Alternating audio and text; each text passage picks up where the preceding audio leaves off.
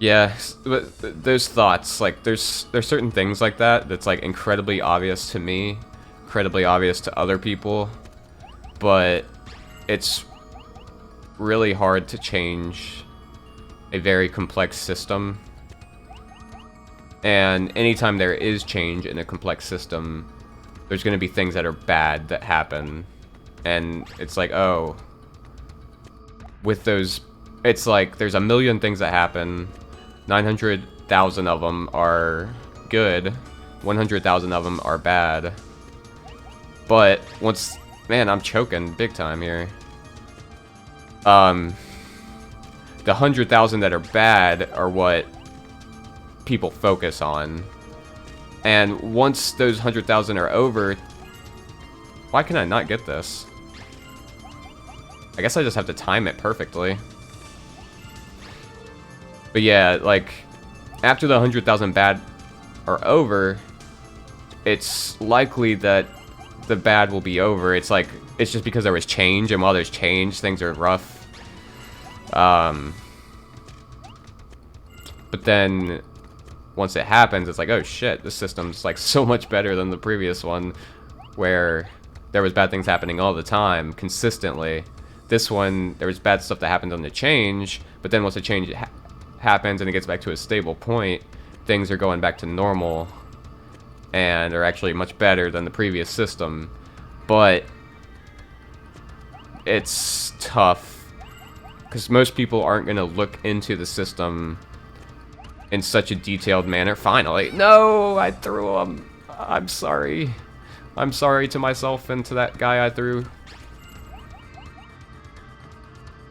Most people aren't going to think complexly enough about the system, and I'd say even that isn't that big of a deal. What's a big deal is the people that think complexly about the system and they see it in the wrong light, like they have some sort of bias, and the bias causes them to see things in a very rationalized sense, but it's like ends up being wrong. Like, I don't want to say objectively wrong, because it's hard to say anything is objective, but you know what I mean. Like, we receive signals of information every day, and you interpret those signals, and if you add a bias, I should have got that there.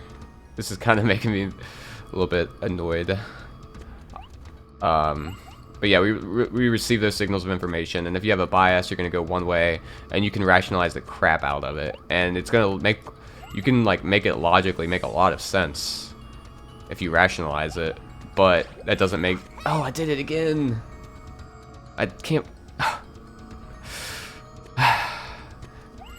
I guess what I'm saying is you can rationalize anything, and you can make it make sense, like 100%. Like, you can make something stupid make a lot of sense, but just because it makes sense doesn't mean it's aligned with reality. So yeah, I guess that's basically why I'm saying bias can be an issue. If you... And it's hard to walk that line. Like, in everything, everybody has a bias. But I think what's valuable is when you can observe your bias and not chase it. Not saying it's always wrong to chase a bias. I'm gonna get this, I promise you.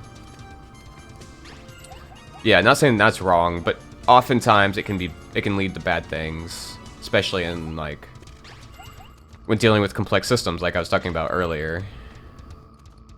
And it's just extremely valuable to be able to observe your bias and then not...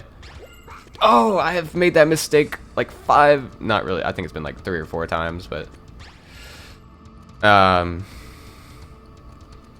Yeah, if you can receive signals of input, so you can receive information, just take them as a signal, you observe it, you understand it as much as you possibly can as a human, and then act based on that, instead of acting on your biases. Then that tends to lead to... better systems.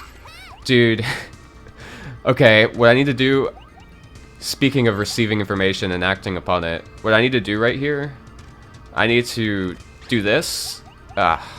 So whenever I pick it up, I need to just fall. I need to just let myself fall. Don't jump afterwards. And now that's committed into my memory. So hopefully this next time.